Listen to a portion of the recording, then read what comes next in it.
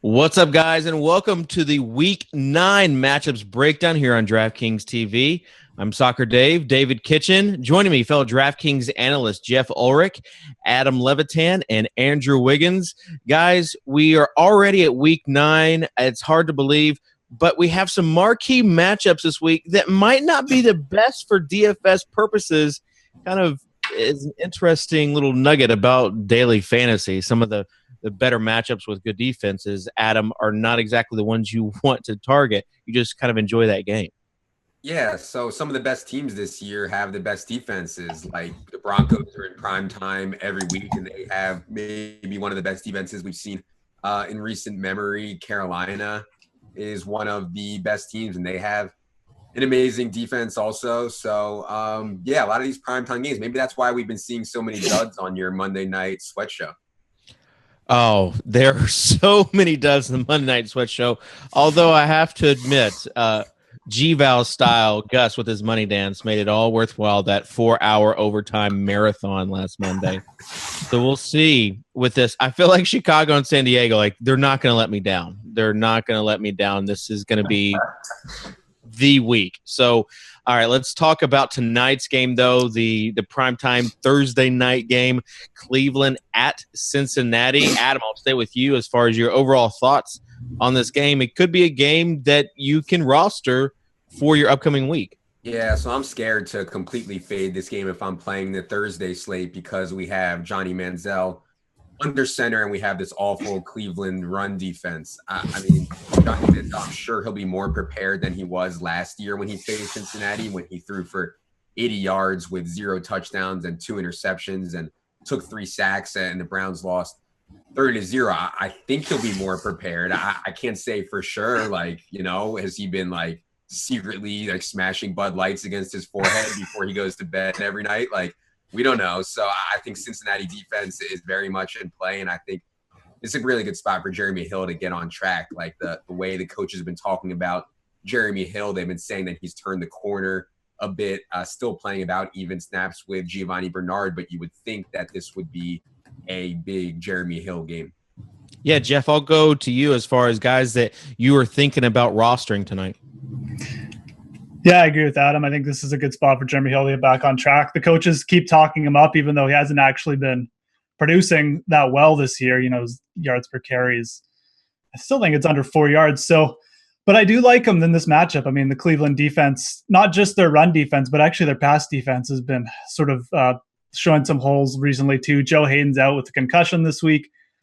I wouldn't be shocked to see Marvin Jones or Tyler Eifert get back on track. Cleveland doesn't get a ton of pressure on the quarterback either, so I think you're going to see Andy Dalton have a little bit more time, pick apart this defense a little bit more, use his other weapons. Won't just be an A.J. Green, 10 reception game. I'd guess he'd spread it out a little bit more this week. I really like Marvin Jones and Tyler Eifert in this spot, but I think the main play is definitely Bengals D, Jeremy Hill. I'm not expecting anything from Johnny Manziel. He'll probably get killed again. Yeah, a couple of unforced turnovers, I'm sure. Andrew, the tight end whisperer. You've got 2 tight ends that are rosterable in this game. Which ones are you choosing? I think I will play neither. Barnage has been so good, and I've completely missed the boat on him, but I think that ship has sailed, at least for this week, with Johnny Manziel starting under center. I think McCown was looking to him in the red zone and playing okay ball. So that was really giving him a bump, and I want to see Johnny Football out there doing that before I play him at his semi-elevated price. And really the one play that I'm looking at is the Bengals D. And the decision point for me is, do I play them or do I save the $200 and play the Broncos, who have been incredible, and get Luck, who just loves turning the ball over. So that's kind of my big decision point tonight. And otherwise I'll probably be fading the rest of the guys, mostly because I don't think you can pinpoint where the production is going to come from. Not because I don't think that Cincinnati's going to score the ball. I just don't know who's going to do it.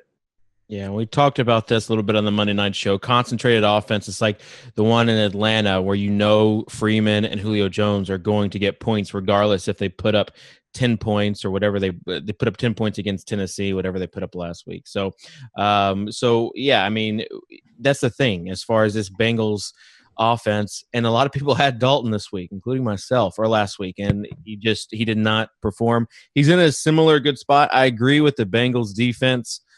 If you're paying up for defense, I think they are the one. The only thing is there's a couple of cheap defenses, like the New Orleans Saints going against Tennessee for $1,000 less. It just really depends on what you want your lineup construction to be. All right, let's move on to the next game. And Andrew, I'll stay with you since I stuck you at tight ends. Green Bay at Carolina. Yeah, Adam already kind of hit on how the Carolina defense is very good. And actually the Green Bay defense has played all right, although I think they're much more competitive at home. I don't mind targeting them on the road so much, and this game is in Carolina. So I think you could look at Cam Newton, but another problem with that offense is the same problem. You don't exactly know. Like, they have a couple running backs. They have Tolbert and Stewart, who both get red zone looks. Stewart's getting most of the carries. But then when they get in the red zone, he's not always getting the touches, and Cam could run it in. The receiver situation's a mess. And I like Olsen. He's getting a lot of targets. He's been playing well. They had a fun fact on the Monday night game that he's played every snap the entire season. I think he's the only skill player to do that, which is pretty incredible. But he's just a little too expensive for me at $6,500. So I think I'll be passing on pretty much all the players in this game, really. Adam, we'll go with you. Anybody you would like to roster in this game? Yeah, I mean, I think Cam will be fine, but like, he's the same price as Rivers. He's the same price as Eli. He's 300 less than Drew Brees. He's 1,600 more than Ty God. It's like, I think Cam will be fine, but there's other guys that I think I have slightly higher. So I don't think there's anybody for me in this game. I mean, getting Aaron Rodgers at like 2% is certainly intriguing, but I don't think he's going to have a good game in this spot. All right. Last name, Geoff, I'll throw out Jonathan Stewart. 20 or more carries in 3 straight games. We saw last week the Broncos, the way they attacked the Packers on the ground. Is he a guy that you might want to roster this week? Yeah, he's definitely got some value. I mean, he's only 4,300. There's a lot of cheap running backs this week, though, so you kind of have to pick your poison. I think there's definitely some upside. I actually think this game is kind of sneaky. I think Green Bay is going to come in pretty motivated after getting just throttled last week. So I could see this game being a little bit more high scoring than people think. I could see Jonathan Stewart having a good day, and then maybe even like a Randall Cobb, who's going to be playing the slot, having a good game too. So there's a little bit of maybe like tournament stack potential here. You could maybe play like Adam said, Aaron Rodgers at like 2%, and then play Jonathan Stewart on the other side. I think Stewart's in a good spot, but you just got to pick your poison with the value running backs this week. Geoff, do you really buy the motivated narrative street angle? Oh, that's what I base my entire play on. Fair enough. All right. Adam, we'll start with you. As this Washington at New England game. As far as Brady, I mean, he's just the best. The problem is his salary is pretty high, but with the soft pricing on the skilled players, he's a guy that you can put in your lineups if you'd like to. You can, and you can also fit Gronk for 8,000 if you want to. Like, let's say you wanted to play, Langford and McFadden at running back, or you wanted to play Stevie Johnson at wide receiver. You can certainly fit Brady and Gronk. I don't like to do it, especially with Brady, just because like look at last week. He threw for 356 yards and 4 touchdowns with no interceptions. It was just like the top of his range, and he still only went like 7 points above his expected salary return. I think he had like 33 DraftKings points. So for me to pay 8,500 for Tom Brady, it would I just feel like it's not ideal, even though this spot is perfect. Like, the Redskins are better against the run than the pass. They're going to absolutely light up the scoreboard. They're favored by 14 points. I just don't think I'd be paying up for Brady. I would consider paying up for Gronk, though. I just don't know if I can do it when guys like Keith Miller and ASJ and Jordan Reed and guys like that are all like so much cheaper than Gronk. Yeah, Andrew, thoughts on Jordan Reed, especially at 4,500?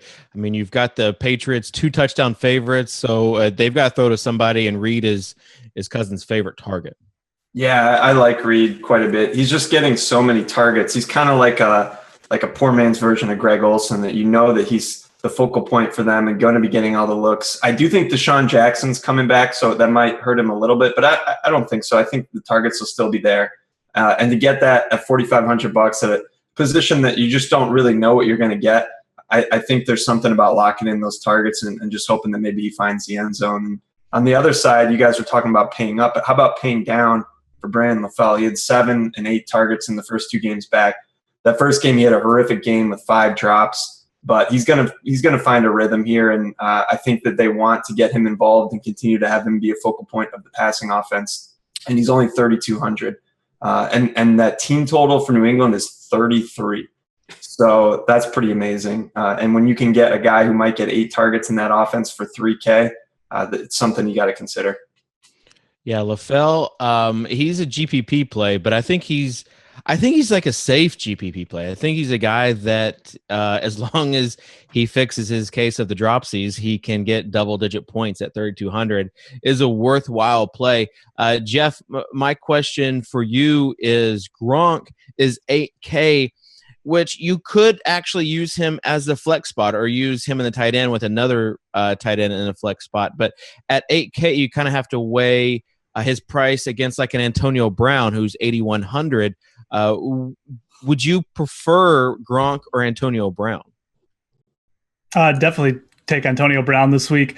I just think this game is ripe for a blowout. And I think with all the Patriot weapons, you can't say for sure that Gronk is going to have a big game. He probably will, now that I'm saying to play Antonio Brown over him. But I just like the spot for Brown way more this week. Obviously, we'll talk about that later. But, with the Patriots, there's just so many ways that they can attack this game. And I'll even throw out one other name that we haven't discussed, LeGarrette Blount. With the Patriots favored by 14, the Redskins have given up like 170 yards per game on the ground the past 3 weeks. So don't be shocked if Blount gets rolling early in this game and just keeps going and going and going and has one of those massive games. He's obviously, someone you'd only consider in GPPs, but I could see him, being the play this week in this game. Geoff, did you mean to say Blount gets rolling? Possibly. Okay. Geoff, we'll stay with you and get you out of the doghouse. Tennessee at New Orleans. Going to be a fun game. You've got Marcus Mariota, who's probably going to come back. Obviously, the Wasn't Hunt situation where he was fired. So a little bit of turmoil there. Like I said, the Saints defense at 2,200, but then you have all the offensive weapons, too, that showed up last week in that 7-touchdown shootout. So your thoughts on this game? Yeah, I think this is a good game to target, too. I think there's a lot of good spots this week, though. So, the Saints are coming off that big game. I think one thing to really note for the Saints this week is that they lost Kerry Robinson. Mark Ingram's in a really good spot. He's 6,500, so you have to pay up for a bit more for him, but he's going to be dominating the red zone carries from now. He's going to be getting more snaps. I really like this spot for Mark Ingram this week. As far as Drew Brees and the passing game goes, the Titans have been solid defensively for most of the year, but I don't think that means you have to, fade the Saints or anything. I think that at home, it's pretty conceivable they could just keep rolling from last week and have another big game. So I don't really like to chase points. I don't like to, use what happened last week, but this is a spot where you could conceivably see another big game from Drew Brees in the offense. So going with some kind of like Brandon Cooks, Drew Brees stack or Ben Watson again is probably an okay play. Yeah, Ben Watson, a guy who I was looking at. Also, Adam, the Titans secondary is a little banged up. Yeah, for sure. I'm not sure about Parrish Cox's status, and they've also had some injuries in the safety position. But I kind of agree with Geoff. I think this is a Mark Ingram game. I think Mark Ingram is just going to go completely nuts. We saw what happened last year when Pierre Thomas was hurt. Mark Ingram was up around 29 touches a game, and I think ideally the Saints all year have wanted to be kind of a run-dominated team, and I think this game sets up really well for Mark Ingram. So while a lot of people are going to be on Drew Brees and Cooks and Watson because of what they did last week, I think we can get on Mark Ingram pretty profitably. Let me ask you, do you think Brees or Phillip Rivers this week? I would have to say Brees would be the safer of the two options, I think, but both would be decent options. But honestly, if I'm paying up for those guys, I'm probably going to go all the way up to Brady. So, oh, wow. Yeah. See, I don't know. I think there's a big difference between 6,900 and 8,500, unless you want to play the Saints D. Tell us why we should play Saints D. Is this like a Michael Vick play?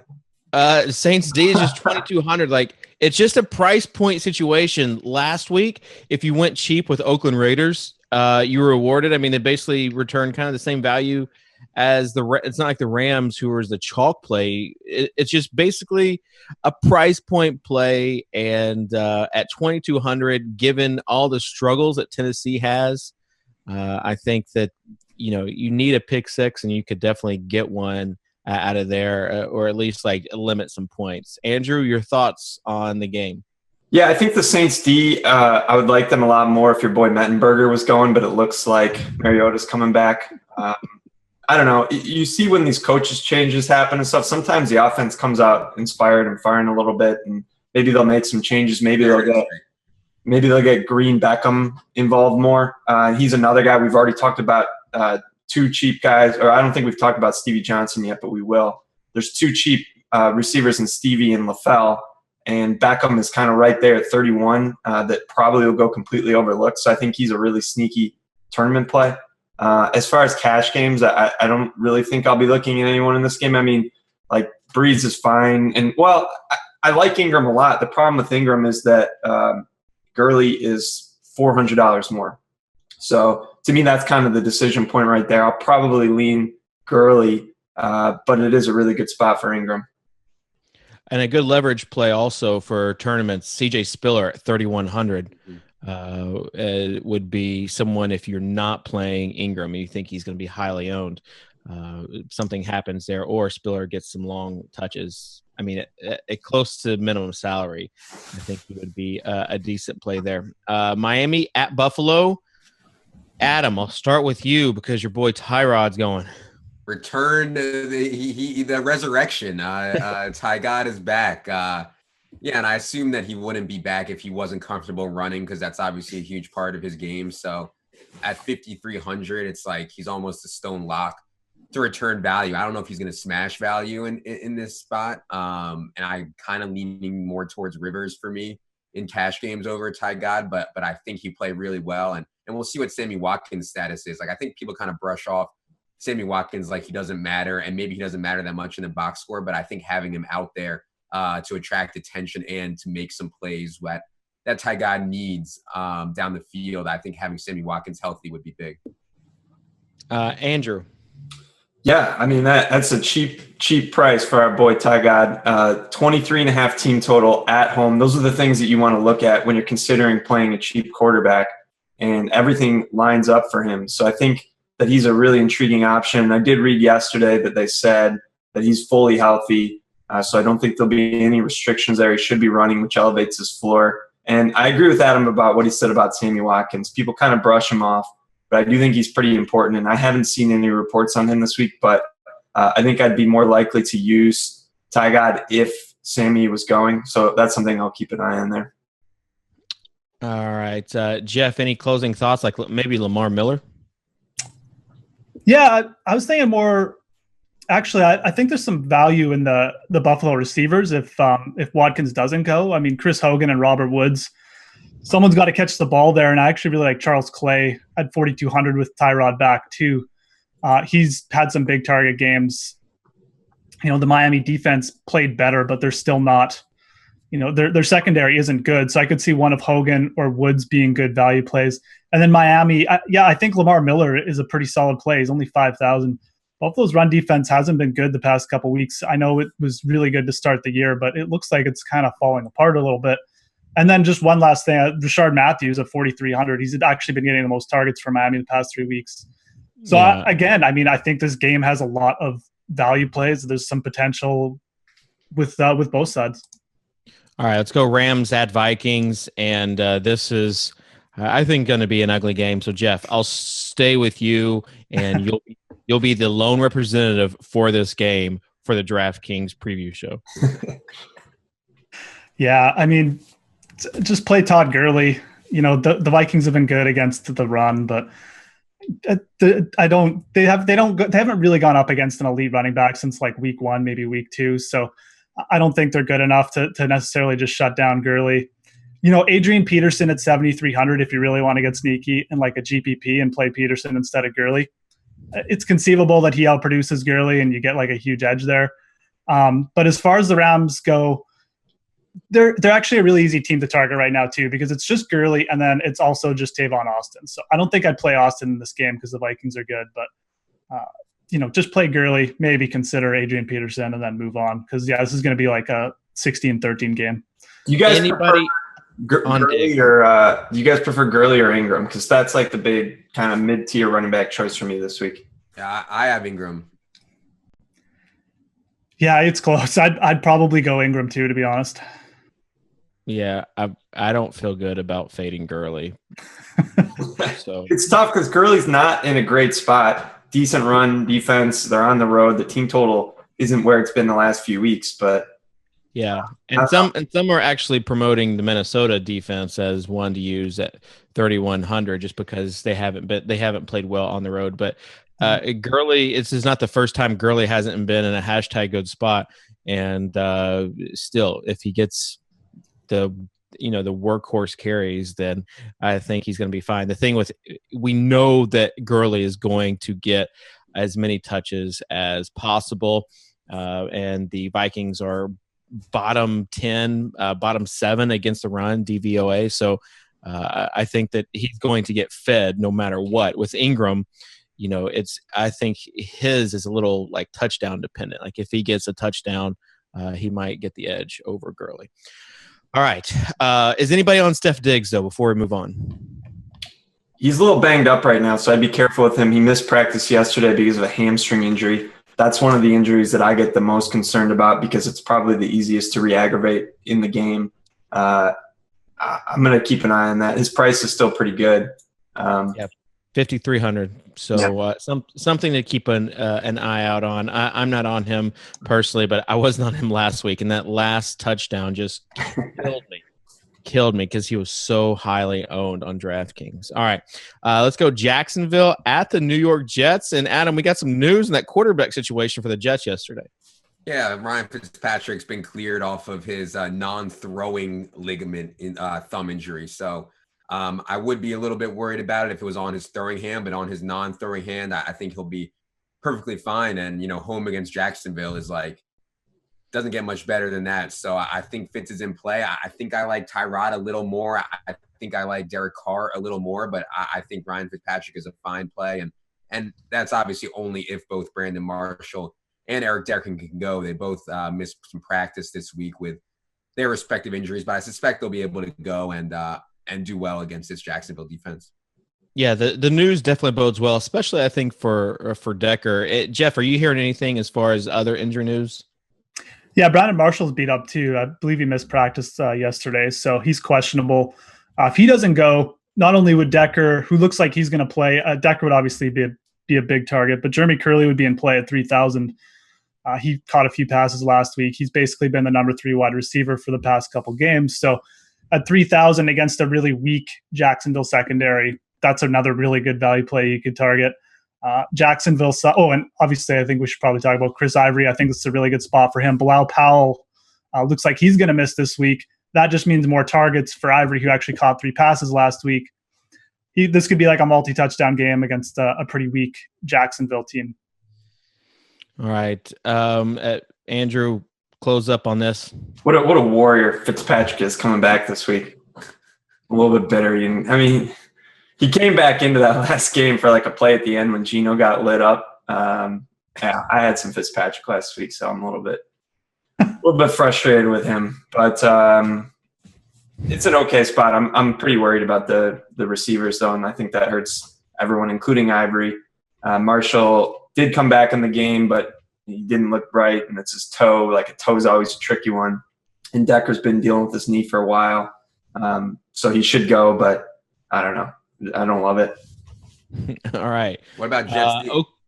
Jets D. Yeah, we didn't mention Jets D, but actually they're pretty intriguing. I haven't looked at their price. 3,100. So they're kind of right there with like the Bengals if you're playing tonight and the Broncos, which just smashing everybody. I think they're pretty interesting though. Oakland at Pittsburgh. Adam, we'll start with you on this game. Yeah, so I think this is a really, really difficult spot for the Raiders. Upset the Jets at home, then go all the way across the country for a 1 p.m. Eastern start, 10 a.m. Pacific start against the Steelers team that feels like they're ready to erupt offensively. We've seen this before when Big Ben kind of comes back from injury and he struggles in his first game, and then he really gets it going with the offensive talent they have. Even with Le'Veon Bell out, I feel like this is a real big spot for the Steelers offense. And I don't think that's being sneaky at all. I think the Steelers offense is going to be very, very highly owned. That includes D'Angelo Williams. That includes Antonio Brown. And maybe Big Ben won't be that highly owned because ownership will be split with Rivers and Breeze kind of in the same range there. But I certainly like Ben Roethlisberger. I certainly like Martavis, Antonio Brown. I have like if this was any other week where there wasn't so much value at running back, I would just be like, hey, just play D'Angelo Williams and forget about it. I think we have to at least consider not using D'Angelo this week because his price is $5,500 and there's a lot of other running back options. But on a normal week, like D'Angelo Williams would be a great play too. So yeah, a ton to look at on the Steelers side. All right, Andrew, I'll start with you as far as your love for this Pittsburgh offense. Last week, our love for Le'Veon Bell kind of put the screws to us. Sad day.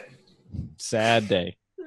So Antonio Brown, though, I love him about as much as I love Le'Veon Bell. It's an equal love share. He let us down last week, but I think everything they had a little bit of trouble finding a rhythm, especially after Bell got hurt and Ben got hit kind of hard and he was limping around a little bit. And they had a really effective first drive where Antonio Brown caught a touchdown and then he didn't do much after that. It's just kind of dump offs to Heath Miller. But I like Antonio Brown a lot to get back on track this week. They got another week. And D'Angelo Williams is no scrub, so I think they can get things going with him. And he's a good guy to look at, 5,500. Really, you can't go wrong with any of these guys. The one thing I would note, though, that Martavis Bryant did miss practice yesterday. So you might want to keep an eye on that and potentially be careful with him.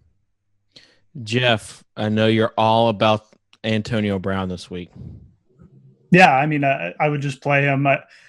The Raiders secondary they don't really have the personnel to match up with the Steelers wide receivers. And at 8,100, he's still he's under Odell Beckham, he's under Julio Jones, and he's still got really the same amount of potential as those two guys. So I really like his potential, obviously, in this game. I will say this. I do like Amari Cooper in this spot almost as much at 6,700. I know last week I was talking about Michael Crabtree, but in a game where the Raiders are underdogs, probably going to be behind at some point, I could see Cooper really exploding in this spot. The Pittsburgh secondary, not exactly strong right now. Their corners are two of the worst graded in the NFL right now. So don't be shocked if Amari Cooper has a big game too. I really like targeting him from the Raiders side. And if you're going to go with a game stack, he'd be the person I'd target. Yeah, and those are, I feel this game probably has the most GPP options because you got, I think Roethlisberger, even without Bell, is in a decent spot at 6,600, especially as a leverage play to Breeze or Rivers. And also Cooper and Crabtree on the other side. The thing about Cooper is that just the red zone targets, like Crabtree is just getting all the consistent love. Cooper's definitely the upside play though for a GPP. Just like cash games, man. Cooper would definitely scare me compared to some of the other guys. All right, Giants at Bucks, Adam. Yeah, I like the Bucks in this game. I think they're going to play well. Giants in a back-to-back road spot, and the most interesting play for me in this game would be Austin Seferian-Jenkins if he can go from that shoulder. I think people are aware of how bad the Raiders are against tight ends. I think the Giants are worse than the Raiders against tight ends, and their personnel at linebacker and at the safety position is worse than the Raiders' personnel. Austin Seferian-Jenkins caught 5 passes for 110 yards and 2 touchdowns in week 1. Went down in week 2, and if he plays, and Vincent Jackson isn't going to play in this game, Lewis Murphy is out for the year. It's like after Mike Evans, who we've seen kind of struggle when he has seen a lot of double teams, Austin Seferian-Jenkins is the man. So for 2,800, if he can play against this Giants defense, I like him a lot. All right, Andrew? Yeah, I agree with that. And the guy that we didn't mention from the last game who's at that same price point is Heath Miller. So look, if you're looking to save at tight end, I think either one of those guys is pretty intriguing because they have the 2 A+ matchups in Oakland and in New York. So I'd be looking at both of them. I think I'll be staying off Mike Evans.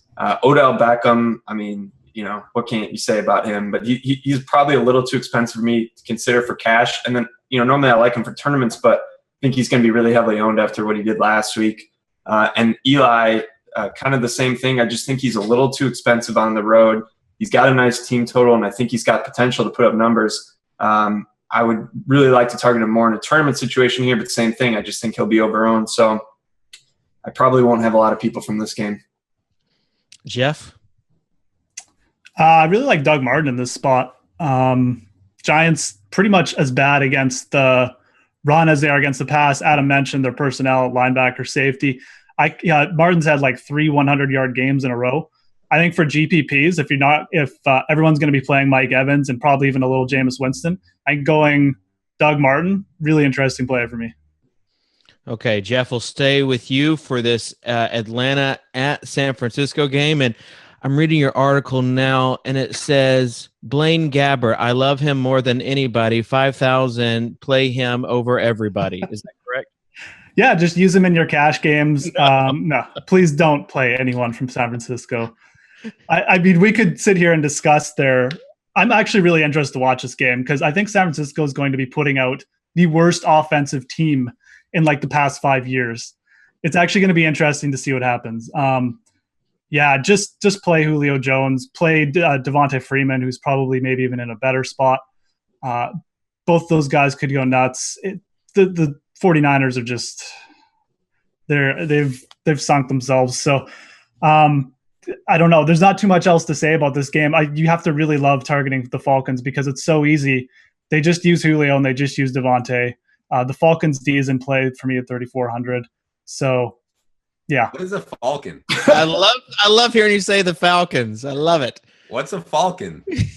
That's how we say it in Canada. It's the accent. Hey, that's the Canadian accent. Okay, let's give some Falcon love to Jacob Tammy as well. Tammy at 3K just had an absolute game last week. But I agree as far as Freeman and Julio, and those are pretty much the guys. Andrew, as far as like a game structure, a game rostering theory type thing, as far as high-priced running backs versus high-priced wide receivers, you were on the same page as I was last week as far as paying up for running backs, and it was vice versa. Like, you shouldn't have paid up for running backs. You should have paid up for the wide receivers. So now you have this interesting similar situation this week with a guy like Julio Jones versus Devonta Freeman. Yeah, well, I always like looking at the prices across the positions. Like we talked about Gronk earlier, he's 8K. We talked about Antonio Brown, he's 8,100. Now we're talking about Freeman, he's 8K. So when you kind of look at it like that, you're like, okay, who would I like to have the most? And usually for me, it's the running back, especially if it's the running back that catches passes like Freeman does. He's catching like 3 to 5 balls a game. He's had 130 yards or more every game that he's started. He hasn't found the end zone the last 2 games, but he's bound to find it again. He gets a lot of looks there. I love him. I think he's in a great spot. It's just on DraftKings, they're underpricing the running backs compared to the receivers. So while Julio is incredible and Odell Beckham is incredible, you got to spend an extra $1,200, $1,300 to get up to them from Freeman. And I think you can make the argument that Freeman is a better straight up play. So Freeman, probably my favorite play this week. Adam? Yeah, I mean, I think people are – I don't know. I don't know if they're overlooking Freeman or not. He hasn't scored a touchdown in the last 2 weeks, but he is averaging 27 touches a game during that span. And he's been over, I think, 130 yards in each of those games also. So it's hard for me to overlook Devontae Freeman. It's just if he's going to be like 30 or 35%, I'm not sure how much I want him in GPPs. But if he's going to go like 15 or maybe like around 20, I'm more okay with it. And with Le'Veon Bell out for the year, it's like if you're paying up for running back and we know Adrian Peterson struggles, it's like I think a lot of people are going to gravitate towards Freeman. So I don't know. It's a tough call on GPPs, but for cash, yeah, I think Freeman is the play over Julio this week. And that pains me to say because I love Julio with all my heart and all my soul. I think also the issue is like just the number of running backs that we want to play. Right. We'll talk about McFadden in a second, but you've got McFadden, Langford, Freeman, Gurley, Ingram. Like you've got 5 running backs right there that are pretty chalky for cash games. You can only play 3, so it just matters what you're doing with those other spots. Let's go to Denver at Indy. You had T.Y. Hilton that is a little banged up. Andrew Luck, I don't think is healthy either, and this Denver Broncos D is just wanting to eat, Geoff. Yeah, I hate watching Andrew Luck play this year because it just keeps getting worse and worse. And this week it's going to get really bad. They just limited Aaron Rodgers to under 100 yards passing. I don't know if Andrew Luck's going to be able to hit 100 yards passing, maybe in garbage time or something. But Denver D for me is definitely in play with the way the Indianapolis Colts are playing. I know they fired their offensive coordinator this week. I don't think it's going to make a lick of difference. I've heard they're not even going to be installing a new offense or anything anyways, so it's just going to be someone different calling the plays apparently. I think on the Denver side, you could maybe target Emmanuel Sanders in this game, 7,300. Slot receivers, secondary receivers have done really well against the Colts. And Ronnie Hillman, 4,600, taking a little bit control of the backfield, although both backs had a good day. Targeting a running back against the Colts, definitely never a bad thing. So, and then I guess you have the Peyton Manning narrative play too. He's probably going to break the Brett Favre passing record in this game. I think he only needs like 275 yards or something. Is that right? I wasn't aware of that narrative, but I'll take the under on 275. Is that right? I think he can. Caddy, is this not the game? Okay, maybe not. I'm pretty sure he's going to break Brett Favre's passing yardage record this week. All right. Or he has the shot to. Yeah, sorry. Well, Dave, I don't know if you saw the reports, but Andrew Luck is fully healthy, my man. So it came out yesterday. I don't know why they need to keep reporting all that nonsense. Like, all you need to do is watch the guy play football to know he's not healthy. Man, yeah, Broncos D. If it was in Denver, it would just be like 100% jam play of Broncos D. But Broncos D has played very well on the road as well, so I'm not digging them too much, even though normally I don't like playing defenses on the road. There are a few other defenses we talked about that I think are in the same ballpark as them, the Bengals, the Jets in particular, and if you want to go cheap, maybe the Saints. But I think I'll probably have the most of the Broncos of that group. And as far as anyone else, definitely not looking at anyone on the Colts side of the ball. They're just kind of a mess, and I think you can maybe target them in soft matchups, but not anything like this. And I do like Manny Sanders for the reasons that Geoff said. Not a cash play, but as a tournament play, those slot receivers have been shredding Indy all year, and this will probably be no exception. All right, Adam? Yeah, I'm not on this game. Okay, all right. Let's move on then. Philly at Dallas. Adam, we'll stay with you.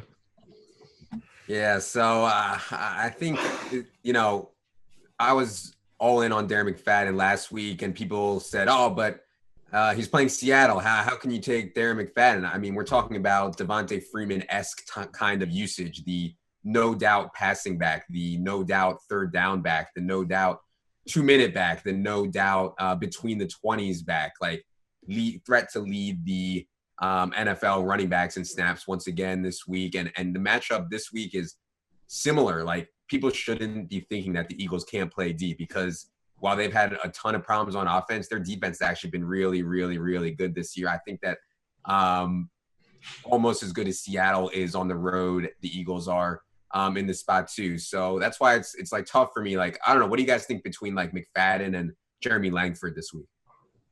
I mean, Langford's in a similar spot in the sense that they're saying he's going to get 20-plus touches. At least that's what the beat. That was speculation from the beat writer, not from the coaches. Sure. Yeah, he said he would be surprised. Yeah. He's not the no doubt play that McFadden is. So, Andrew, don't speak.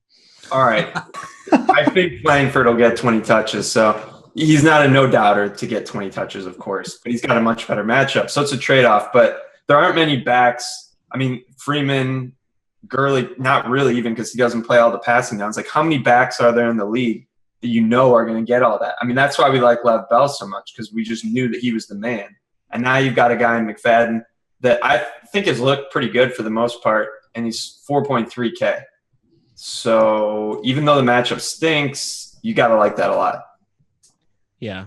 And I wasn't saying don't speak to be mean. I was making a no doubt reference that I know you understood, Andrew. Yes. I feel like there's like it's really on paper the Philly Dallas matchup looks great.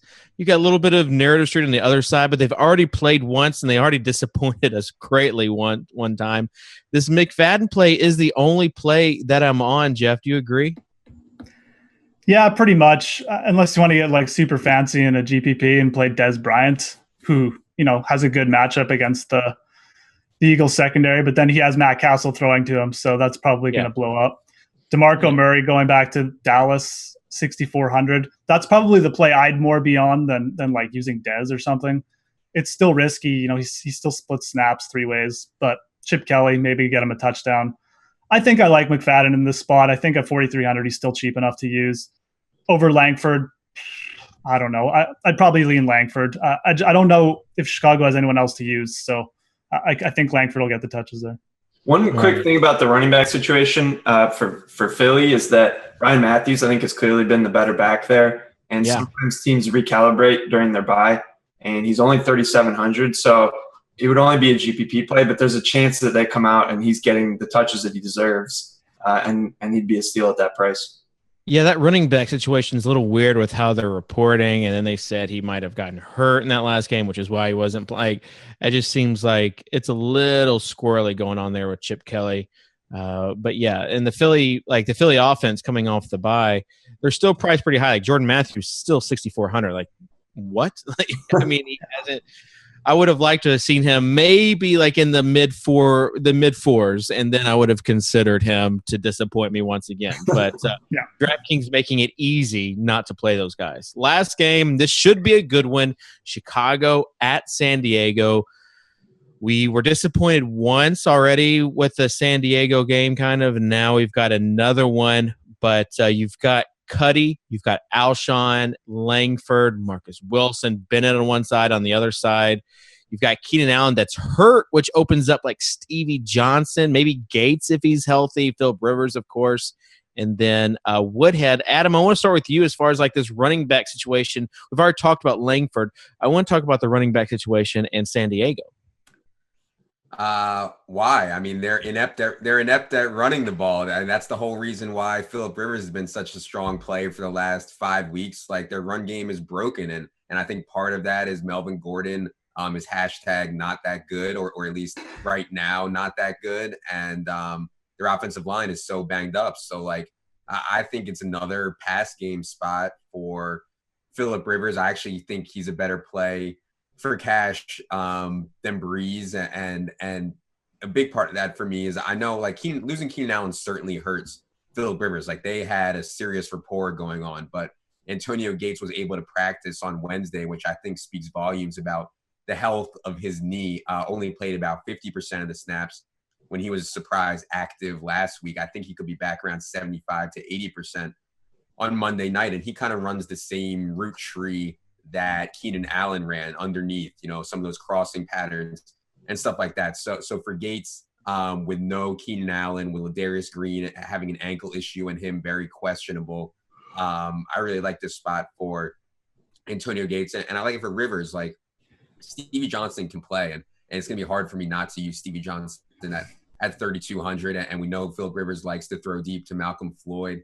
We know he has Gates. We know he has Woodhead out of the backfield. So I still think that Philip Rivers goes over 300 yards for the 6th straight game. Yeah, and I don't care about how well they run the ball. I'm just talking about Woodhead catching passes.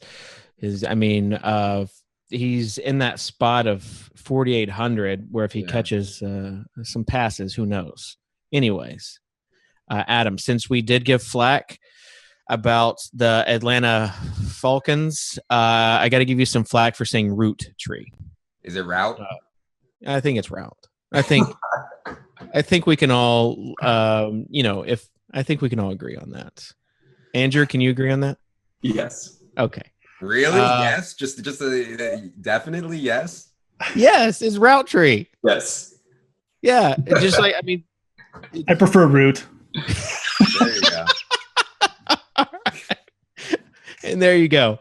You are in the same line of thinking with the the Canadian. So route it is.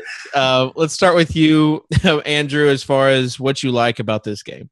Everybody. I don't know. Just everyone in this game's underpriced, really. And there should be some scoring.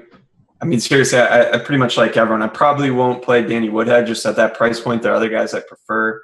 But Langford, really good consideration. Stevie Johnson is way too cheap. I like Gates this week. I think that he'll be involved. The fact that he practiced, like Adam said, is a really good sign.